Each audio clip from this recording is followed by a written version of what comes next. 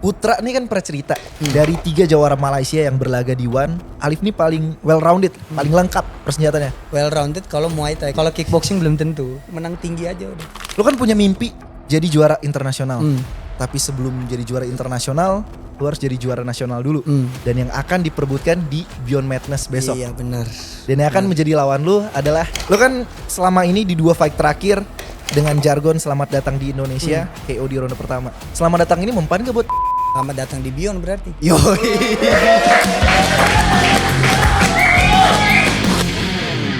Tahun 2024 adalah tahunnya fighter yang satu ini.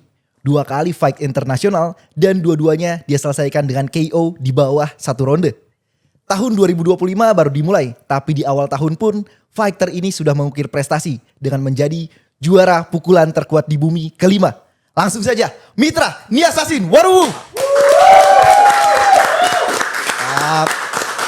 Congrats, Mit. Terima kasih. Mit, ini nama Niasasin ini bakal mulai dipakai kapan nih? Pertama dipakai kan kemarin tuh di pukulan terkuat di bumi. Oke. Dan seterusnya kayaknya bakal dipakai terus. Ini siapa yang ngasih? Filosofinya apa nih Niasasin? Pak promoter kita, Selas. Jadi tiba-tiba dulu dia ngasih nama ring gua terlalu berat menurut gua. King Nias. Menurut gua berat banget kayaknya. Jangan deh, banyak fighter-fighter Nias yang lain masih gitu. Terus dia nawarin, Mit kayaknya ini aja deh, Niasasin. Pembunuh dari Nias kayaknya boleh deh kalau yang ini.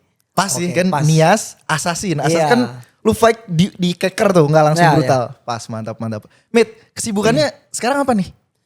Kalau sekarang udah masuk training camp, udah pagi dan sore cuma latihan, udah nggak ngajar jadi fokus latihan doang. Training camp, Iya. persiapan apa tuh emang? Tapi ntar. Kita kenalan Mitra dulu lebih jauh. Oke, boleh. Mit, lu awal mula terjun di dunia combat sport ini umur berapa sih, Mit? Gue pertama kali terjun di dunia combat sport itu umur 18 tahun. Late berarti ya? Telat berarti? bisa dibilang. Telat banget. Gue lulus SMA, gue SMA di Nias, gue ke Jakarta langsung baru tuh kenal combat sport. Apa waktu itu bela diri pertama lu? Muay Thai, tapi itu juga kayak nggak langsung yang mau jadi atlet gitu. Orang tua dulu nyuruh ke Jakarta itu emang difokusin untuk kuliah gitu. Jangan kerja gitu. Tapi gue bohong sama keluarga kalau gue kuliah. Padahal sebenarnya gue jadi OB di salah satu gym Muay Thai di Jakarta. Oh, berawal dari OB dulu tuh? Iya, gue jadi OB dulu sambil ngeliatin orang latihan. Sama sambil diajarin cara megang pad holder buat yang member baru-baru. Dari OB nih, terus latihan. Terus lu ngerasa kayak, ih gue jago nih kayaknya. Enggak. Jadi fight pertama sama kedua gue kalah. Pelatih gue yang dulu dia ngeliat gue bisa, tapi menurut gue masih belum bisa gitu. Jadi di 2 minggu pertama gue langsung disuruh fight. Dia bikin internal sparring. Gue lawan dari gym cabang mana gitu. Jadi gue fight di situ. Karena nggak tahu tempo, nggak bisa ngatur nafas, gue kalah di round 2 abis nafas. Oke. Gitu. Terus fight kedua itu lebih lucu lagi fight kedua karena gue ketemu orang kidal. Karena diajarin sama pelatih gue kayak stance itu yang bener adalah kaki kiri di depan. Sedangkan ini lawan gue kenapa kaki kanannya di depan. Nggak tahu itulah gue. Bahkan di fight kedua pun gue nggak tahu kalau ada orang yang ada stance-nya yang southpaw gitu. Nah dari fight gue yang kedua sama pelatih gue disuruh untuk udahlah lu udah fokus ngajar aja gitu, cari-cari member gitu ngajar. Tapi ternyata malah di situnya gue ngerasa kok gue diremehin gitu. Gue minta lagi, Kak saya mau fight lagi dong. Jangan Mitra, kamu fokus ngajar aja. Tapi dari situnya gue mulai belajar untuk apa ya kemarin kesalahan gue. Oh ternyata fisik gue kurang, teknik gue kurang. Akhirnya dulu gue ngajar di salah satu mall di Jakarta Pusat, Gajah Mada Plaza. Ada gym di situ namanya Zelot Muay Thai. Nah di parkirannya gue lari di situ. Gue lari habis itu gue lanjut shadow box, sansak. Nah sampai si pelatih gue ini notice kalau gue ini suka latihan sendiri gitu. Nah baru dia nawarin untuk fight ketiga. Saya lihat di antara yang lain kamu yang paling gigih nih. Kamu ikut saya aja, jadi pindah gym yang dekat apartnya dia. Jadi dia tiap hari megang gue tuh, udah mulai ngajar gue pagi sore. Lu start terlambat di umur 18 dan berapa tahun sampai akhirnya lu ikut di turnamen-turnamen kayak PON, Kejurnas dan lain sebagainya? Nah fight ketiga gue itu karena di amatir gue gak pernah menang, gue ngerasa kalau di MPI ada namanya pemula sama semi pro. Pemula itu pakai headguard gitu. Gue naik ke semi pro langsung karena gue ngerasa headguard ini ganggu banget gitu. Gue naik ke semi pro baru gue menang di situ.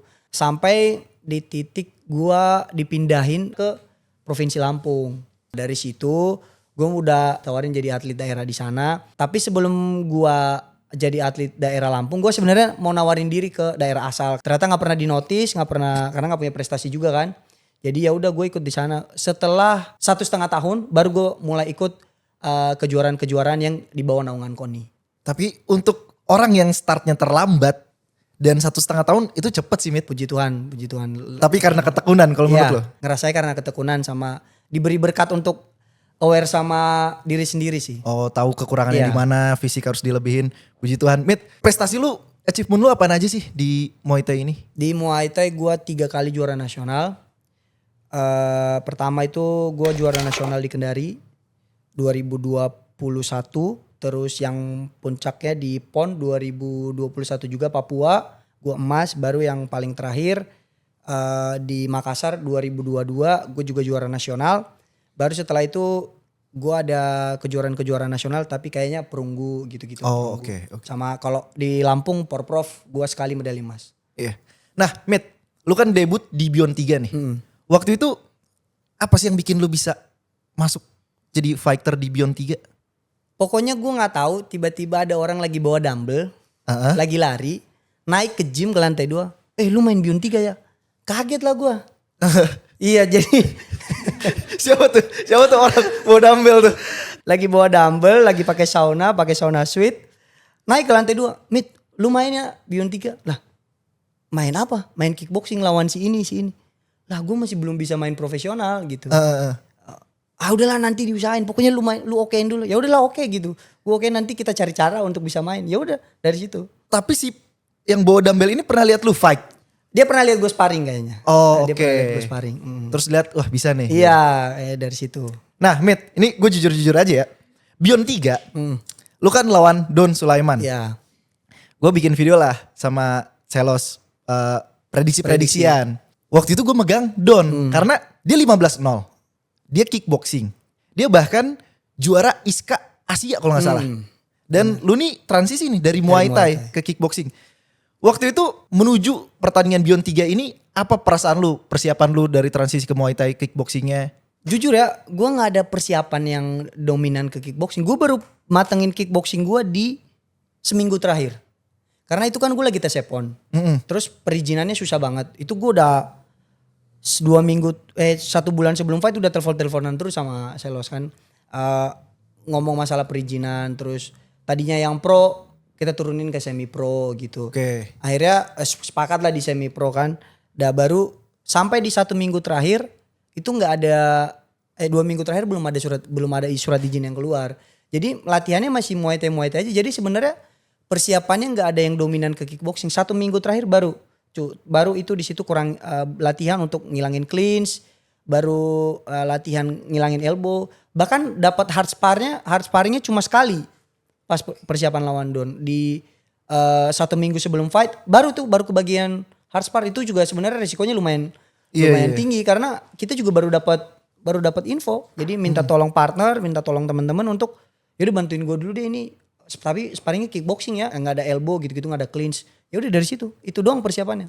Berarti lu lebih persiapan transisi Muay Thai kickboxingnya dibanding mempelajari Donnya ya? Iya, gua nggak mempelajari dia sama sekali karena excited gue malah lebih besar karena dapat izin ini bukan mikirin Donnya. Ya wah udahlah gue udah dapat izin dulu aja gitu, nggak mikirin si Donnya gimana, nggak ada mikirin sama sekali.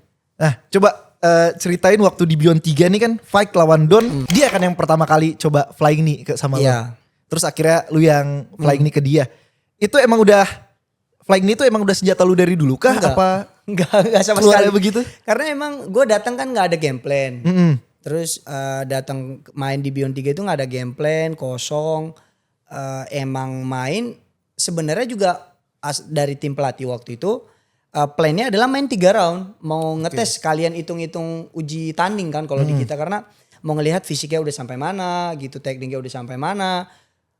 Pas dia ngecoba nih, nih orang ganggu nih ngenini mulu gitu. Kayak sangat ganggu, dia ngecoba nih padahal kenanya ke tulang-tulang bukan ke perut. Ya udah pas gue lihat dia, gue low kick dia malah kebanyakan nunduk bukan ngeblok. Karena setiap kali gue selesai low kick gue ada sambungan straight. Dia aware sama stride dia, setiap kali habis gue low kick dia gini, dia nunduk untuk ngindarin stride-nya. Nah waktu itu di otak gue adalah gue mau ngeni dagunya. Cuma karena dia mundur makanya kenanya ke bagian rusuknya iya. gitu. Emang nggak ada plan untuk knee. Kalau di amatir gue malah lebih seneng main elbow, tapi knee-nya nggak lompat-lompat, emang cuma buat cleanse aja. Iya. Waktu knee lu masuk, lu langsung tahu nih orang nggak bakal berdiri. Enggak. Gue berharap dia bangun. Gue berharap dia bangun karena gue merasa fight gue terlalu cepet nih kalau kayak gini doang. Karena gue pengen sebenarnya mau ngetes karena emang target kita juga emang mau ngelihat fisik ya kan. Iya. Jadi ya udah, bukan karena gue ngeremehin Don atau gimana, tapi karena emang target kita di awal mau lihat fisiknya udah sampai mana sama tekniknya udah sampai mana. Karena ini penting buat ponnya juga. Selesai pertandingan kan lu ngeluarin kalimat yang jadi trademark lu sampai sekarang. Selamat datang di Indonesia. Selamat datang di Indonesia. Itu lu udah siapin apa tiba-tiba keluar aja pas lu post fight interview? Ngalir aja sih waktu itu. Tapi yang waktu itu yang udah gue tanamin di otak gue sebenarnya, bahkan gue tanamin di diri gue sendiri bahwa rekornya Don akan rusak di Indonesia gitu. Di sana boleh undefeated. Di sini satu pertamanya nih, pecah telur pertamanya. Sekarang lanjut ke Beyond 4. Lu lawan Saharudin. Ya gak kaleng-kaleng juga. Satu background sama lu Muay Thai. Bahkan pernah juara Thailand Open. Nah kalau untuk Saharudin, lu prepare lebih gak dibanding Don? Atau biasa aja atau sama? Kalau prepare lebih dari yang sebelum-sebelumnya, intensitasnya enggak. Cuma baru dari sini gue mulai transisi kickboxing. Dari sinilah gue ngobrol-ngobrol juga sama Selos kayak mau difokusin kemana gitu, karirnya mau difokusin kemana. Akhirnya ya udah gue ambil tekad untuk fokusin ke kickboxing karena udah keburu ada janji juga kan, gue mau jadi international champion dari Indonesia. Sebenarnya itu juga tiba-tiba aja gitu. Udahlah, udah kepalang tanggung gitu. Jadi gue coba mau merealisasikan itu sambil kerja keras, sama mau cari juga pelatih yang menurut gue cocok sama apa yang gue butuhin nih. Karena ini harus transisi ke kickboxing dengan catatan ini temponya beda dengan Muay Thai. Terus kebiasaan gue yang suka elbow sama clinch udah nggak ada. Jadi akhirnya gue memutuskan untuk dibina sama dilatih oleh Coach Jack. Nah waktu di pertandingan, lu kan sampai 8 kombinasi serangan ke Saharudin. 1 masuk, body shot, jatuh. KO di ronde pertama itu game plan juga? Bukan lagi. Bukan juga? Bukan plan. Jadi titik gue mulai ngambil untuk ngincer knockout itu adalah setelah gue ngelihat cara defense-nya Syah. Sama corner udah mulai teriak ambil body shot karena guardnya terlalu tinggi. Karena kebiasaan di Muay Thai kan untuk ngeblok elbow. Jadi guardnya ketinggian, ambil body shot, ya udah. Sama sebenarnya kebiasaan gue adalah body shot kiri, tapi ternyata dia sakitnya di body shot kanannya. Waktu dia jatuh, lu juga tahu ini orang nggak akan berdiri nih. Nah kalau itu gue nggak kepikiran apa-apa. Kayak lu bangun ayo, lu nggak bangun juga ya udah cepet aja gitu. Iya. Gitu. Dibanding Beyond 3 sama Beyond 4, deg-degan mana? Sama, nggak. Di backstage mungkin Beyond 3 ya. Karena sebenarnya orang-orang yang kayak gitu juga orang-orang yang datang terus nyamperin so asik gitu agak ganggu ya kalau lagi di backstage sama di preparation room. Kayak datang kita lagi mencoba untuk tenang. Itu lawan lu juara kickboxing. Terus tiba-tiba ngasih ini lu harus gini. Padahal kan kita udah punya game plan sendiri. Game plan sendiri ya. Ini tiba-tiba datang lu harus gini dia itu gini. Itu sebenarnya agak ganggu. Jadi kayak buyar.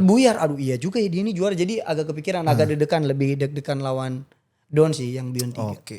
Nih, setelah Beyond 4 Indonesia versus Malaysia, jadi rame nih riaknya. Jawara-jawara Indonesia versus jawara Malaysia. Waktu itu Beyond ngunggah foto lu who's next for Mitra. Dan banyak yang komen Alif Rakib. Lu ngikutin karir Alif Rakib gak? Gue tahu dia sebelumnya, ya tahu aja gitu karena gue suka nonton One dan gue tahu dia atlet One gitu. Dan bahkan gue nggak tahu dia karirnya sebelumnya apa. Gue cuma tahu dia atlet One dan orang Malaysia gitu. Terus akhirnya gue mulai ngikutin karir dia semenjak netizen sama Beyond udah mulai ngepost gitu. Jadi gue tahu prestasinya udah sampai mana, rekornya berapa gitu-gitu. Putra nih kan pernah cerita dari 3 jawara Malaysia yang berlaga di One, Jojo, Masdor, Alif. Alif nih paling well rounded, paling lengkap persenjataannya. Kalau lu sendiri Mit, ngelihat senjata seorang Alif Rakib ini apaan sih? Well rounded kalau Muay Thai, kalau kickboxing. Kalau kickboxing belum tentu. Gitu. Oke. Jadi kalau gua ngeliat senjatanya dia, mau menang tinggi aja udah. Oh menang tinggi aja. Kalau backstep head kicknya? Ya kalau gitu-gitu doang mau udah kebaca lah. Yo. Ini nih gue suka nih.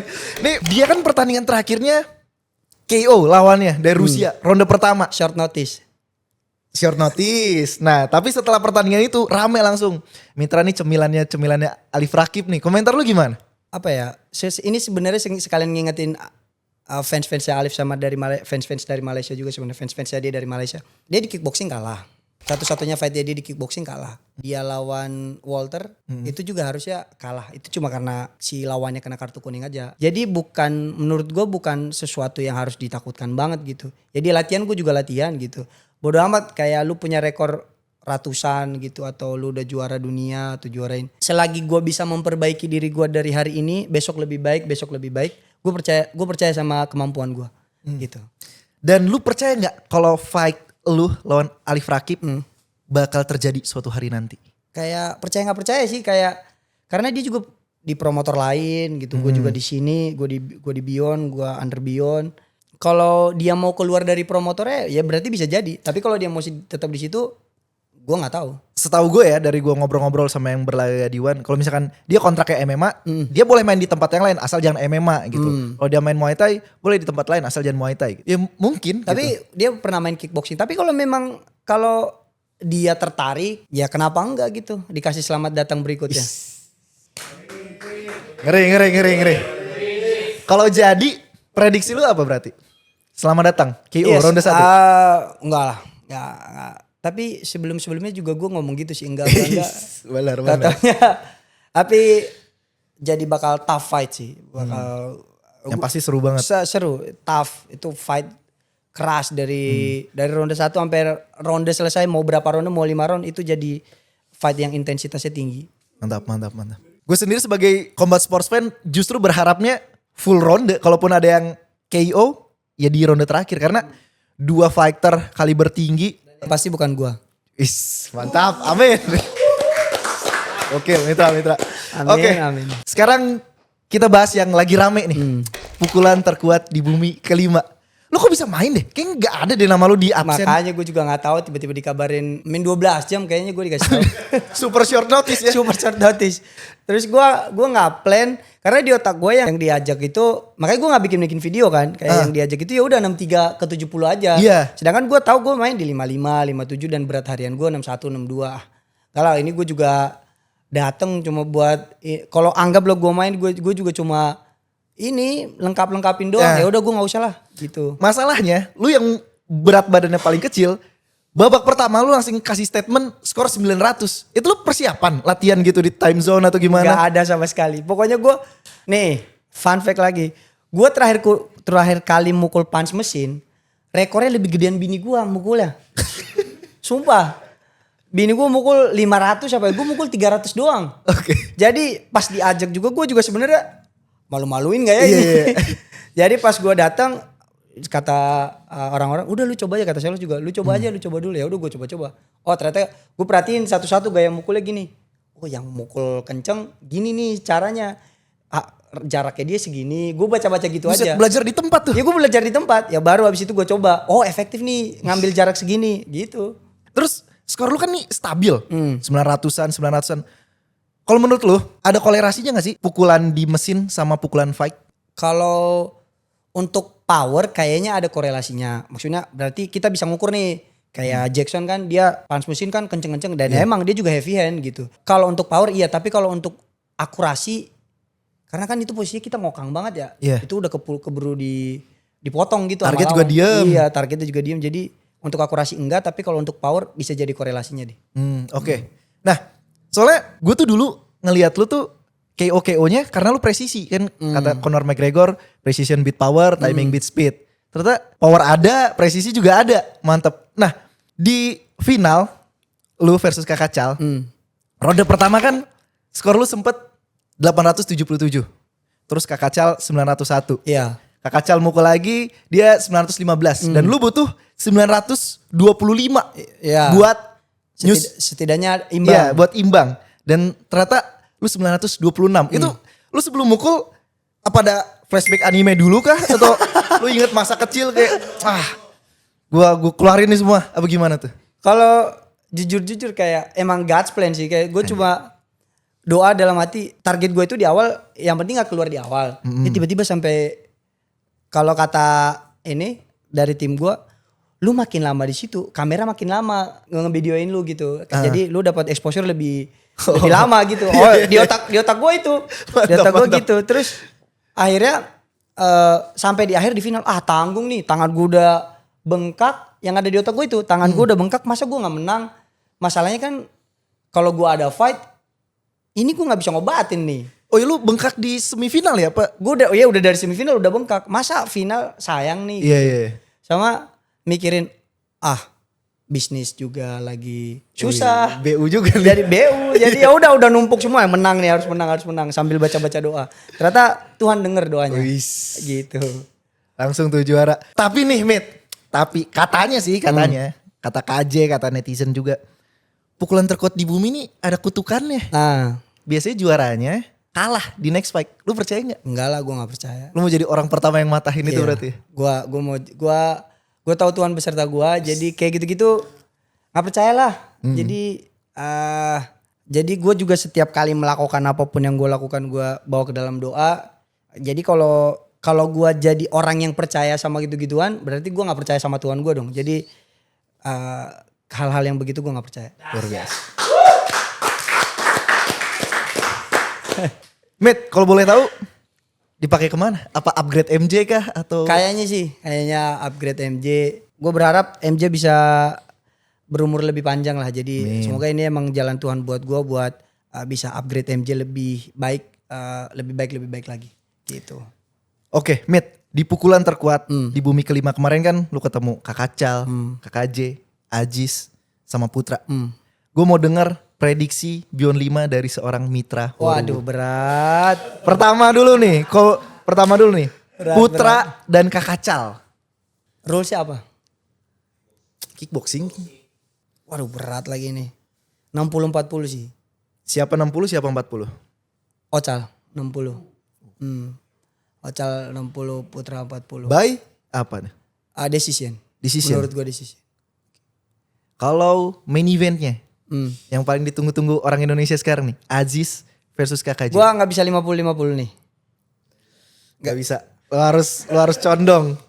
Lu harus ada hashtag tim Aziz, hashtag tim KJ. Berat. Mainnya berapa round? Kalau gue gitu. Jadi kalau gini, kalau main 3 round, menurut gue Jackson akan menang. By decision ataupun by knockout. Karena kalau Jackson tahu mainnya cuma 3 round, berarti dia akan melakukan apa yang dia lakukan di Beyond 3. Gitu. Jadi menggebu-gebu all out dari awal. Tapi tergantung lagi sih, balik ke persiapan juga gitu. Terus kalau mainnya 5 round, menurut gua Ajis bisa manfaatin momen yang panjang itu untuk bisa nyuri poin pelan-pelan. Dia kan nabung menurut gua gitu ya untuk nabung poin. Asal dia nggak kena one hit dari Jackson aja. Karena menurut gua Jackson adalah salah satu fighter yang heavy hand. Gue pernah sparring sama dia. Gue pernah knockdown sama dia. Gue tahu Jackson adalah orang yang sangat perhitungan. Maksud gue orang yang gak perhitungan. Kalau lu kena, kelar gitu. Jadi dua-duanya memiliki chance yang sama untuk menang. Tapi tergantung rules dan tergantung main berapa round gitu. Championship rounds 5 ronde. Finalnya jadi hashtag tim apa nih? Championship round 5 round. Karena gue lebih deket Jackson, lebih kenal Jackson, jadi gue tim Jackson. Kakak Mitra. Tapi tanpa mendiskreditkan Ajis, gue juga respect banget sama Ajis. Karena kemarin satu-satunya orang yang percaya gue menang di pukulan terkuat adalah Ajis. Gokil. Setelah dia keluar, dia satu-satunya orang yang yakin. Enggak, dua orang. Ada Kakak Adrian sama Tapi gue nggak tahu nih kakak Adrian ngomong hal yang sama nggak nih ke tim kakak-kakak. Gue nggak tahu. Gue nggak tahu kalau dia ngomong yang sama. Tapi kalau Ajis kan nggak mungkin dong. Kan dia ngomong sama kakak Glenn gitu. Nggak mungkin. Ini gini kan. Nggak. Jadi menurut gue tetap respect sama Ajis. Bakal jadi split fight sih. Jadi tipis banget. Jadi dua-duanya punya kesempatan, tapi karena gue jauh lebih kenal Jackson daripada Ajis, ya gue tim Jackson. Karena masalah pilih-pilih begini tuh kadang netizen juga suka aneh. Kalau kita milih KJ bukan berarti kita benci Ajis. Iya benar. Kita milih Ajis bukan berarti benci KJ gitu kan. Ini itu benar. Sport saja pilihan aja. Iya benar. Mit, gue tarik lagi ke obrolan kita di awal. Sekarang lu lagi rutin latihan. Lu kan punya mimpi jadi juara internasional. Tapi sebelum jadi juara internasional, lu harus jadi juara nasional dulu. Dan yang akan diperbutkan di Beyond Madness besok. Iya benar. Dan yang akan menjadi lawan lu adalah Danar Corfusorax Ilmawan. Kau punya sejarah apa sama Danar? Dia ngerasa dia menang. Gue gak tahu sih dia ngerasa dia menang apa enggak. Menang, pernah fight kalian? Gue pernah fight sama dia di Prapon. Prapon itu kan Jackson juga pernah cerita kan ya. Jadi kalau kita main di Prapon itu turnamen sistemnya. Jadi kayak kita harus ngejaga berat badannya, nimbang pagi sore main. Nah waktu itu gue main dari babak 32 besar. Jadi buat gue bisa lolos, gue harus main 32 besar, gue harus menang, gue baru masuk 16 besar. 16 besar gue harus menang, gue baru masuk 8 besar. 8 besar gue harus menang, gue harus masuk semifinal. Gue udah main 3 kali dulu. Dan dia juga, gue rasa dia juga udah main. Tapi posisinya emang waktu itu gue ada punya sejarah cedera kambuhan, hamstring. Setelah gue main 3 kali, gue ketemu dia 1 round, nggak ada serangan telak yang kena gue sama sekali. Kalau nggak percaya boleh ditonton videonya, masih ada videonya. Jadi nggak ada satupun serangan yang kena. Gue tiba-tiba jatuh dan waktu itu karena kaki gue udah sakit, gue berjudi sama diri gue sendiri. Gue gambling sama diri gue sendiri.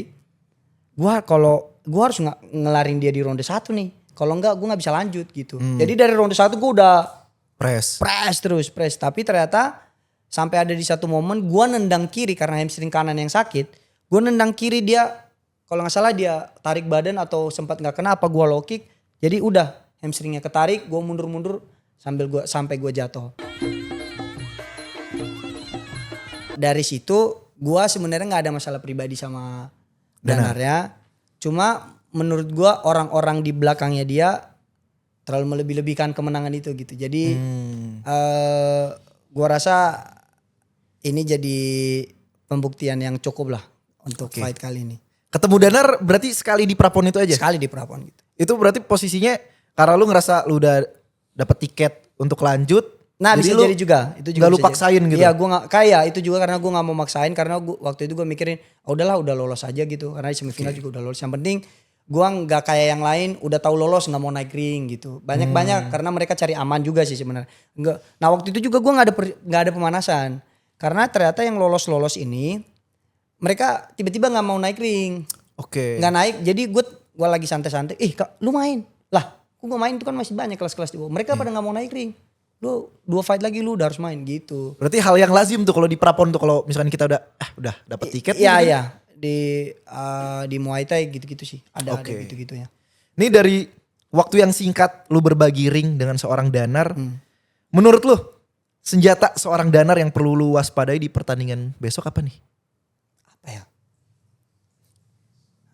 Gak tahu gue. Gak tahu apa gak ada? Kayaknya 50-50 lah, gak tahu dan gak ada kayaknya. Gue nonton seorang Danar. Dia nih berbahaya di elbow, tapi kalian bakal bertanding kickboxing. Dan salah satu senjata itu akan ditarik dari Danar. Tapi gue ngeliat Danar nih punya push kick yang berbahaya. Lu ngelihat itu as a threat apa gue bisa nanganin? Semoga dia dapat jarak untuk nge-push kick. Semoga itu. Oke. Lu kan selama ini di 2 fight terakhir dengan jargon selamat datang di Indonesia, KO di ronde pertama. Selamat datang ini mempan gak buat Danar? Danar kan orang Indonesia, Bekasi pula. Selamat datang di Beyond berarti. Orang lama nih gue nih. Ngeri. Nah, Mit, di pertandingan nanti ngelawan Danar, lu ngerasa ada misi pembalasan dendam atau ya target gue sabuk juara nasional dan kebetulan ada Danar di tengah jalan? Kalau ditanya ada misi balas dendam nggak ada. Cuma karena menurut gua ngapain sih lu di depan gitu, itu kan sabuknya udah harus punya gua gitu. Jadi ya udah mau nggak mau harus gua lawan dulu gitu. Jadi kalau ditanya ada misi balas dendam, menurut gua sebenarnya gua nggak ada masalah pribadi sama dia. Gua cuma mau buktikan ke orang-orang di belakangnya dia itu kalau di saat itu gua nggak kalah beneran kalah gitu. Gua bukan orang yang nggak ngelawan gitu. Jadi kemenangan itu nggak usah dilebay-lebayin gitu. Jadi sebenarnya sebagai fighter gue respect sama dia karena dia pernah minta tolong ke gue untuk bang bantuin gue persiapan dong gitu, gue mau latihan di gym lu.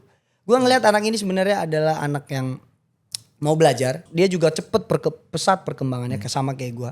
Jadi kalau ditanya ada misi balas dendam nggak ada, cuma karena gue harus mencapai mimpi gue adalah ngambil sabuk nasional dulu, ya udah gue harus ngelewatin dia.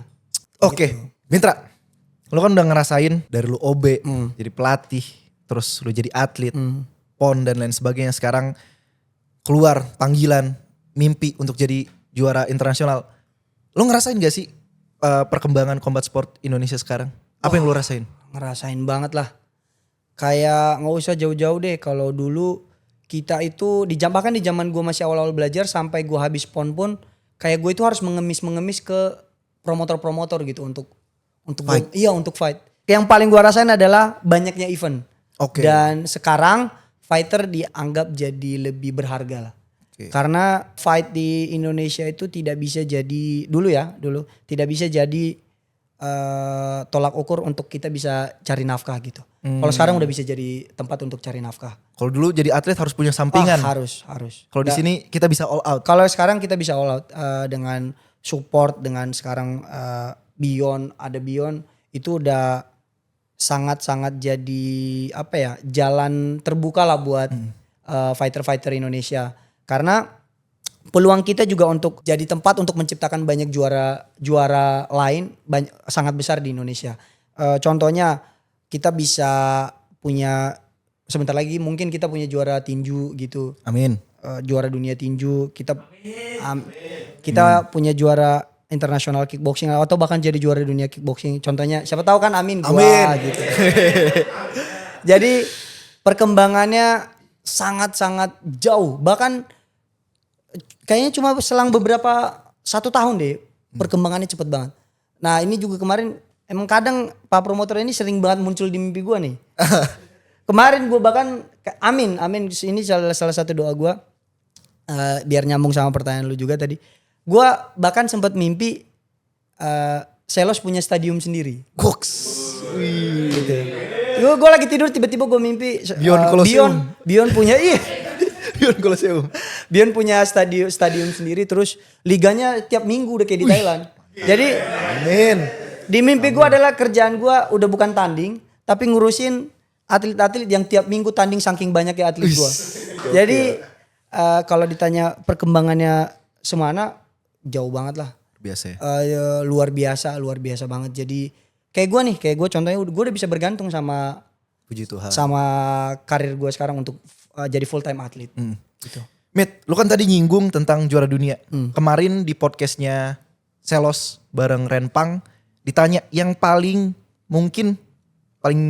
jadi juara dunia kickboxing. Renpang bilang lu.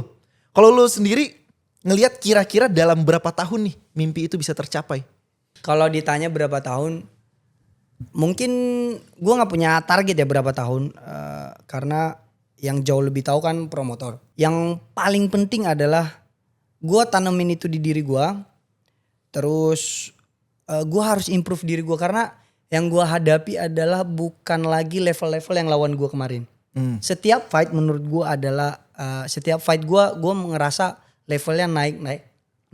Jadi yang gue butuhkan adalah improve diri gue, memperbaiki diri gue jauh lebih baik. Kalau ditanya berapa tahun, ya semoga secepatnya, semoga Tuhan bisa kasih secepatnya ke gue. Semoga secepatnya bisa dibawa ke Indonesia gitu. Jadi kita punya Asia, kita kan udah punya Southeast Asia Champion kan. Siapa tahu abis ini jadi kita punya Asian Champion gitu. Siapa tahu lagi kan di gua kita nggak tahu. Amin. Gitu. Jadi terima kasih juga kemarin ternyata Bang Randi kayak menaruh doa. Iya, menaruh doa melalui gua. Semoga Tuhan buka jalan dan Tuhan dengar doa Bang Randi. Menurut gue ucapan adalah doa dan doa gue juga. Terakhir kalau gitu Mitra, harapan kamu ke depannya? Harapan gue yang paling dekat adalah jadi juara nasional dulu. Bahkan sebenarnya di tahun ini kalau Tuhan buka jalan buat gue, Tuhan lancarkan semuanya. Harapan gue adalah tahun ini gue udah bisa satu title defense, satu fight ini gue ambil national fight, satu title defense. Kayaknya abis itu gue mau minta sabuk internasional. Amin. Mitra, terakhir jawab cepat ya. Jawab cepat. Pukulan atau tendangan? Tendangan. Kardio atau weightlifting? Weightlifting.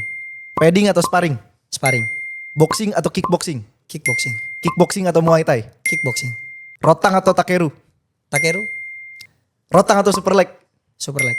Alif Rakib atau Putra Abdullah? Putra Abdullah. Putra Abdullah atau Mitra Waru? Mitra Waru lah. Mitra Waru atau Danar Ilmansyah? Ya jauh lah. Mitra Waru. Itu dia. Mitra Yasasin Waru. Terima kasih. Jangan lupa like, subscribe, dan share video ini. To Infinity and beyond.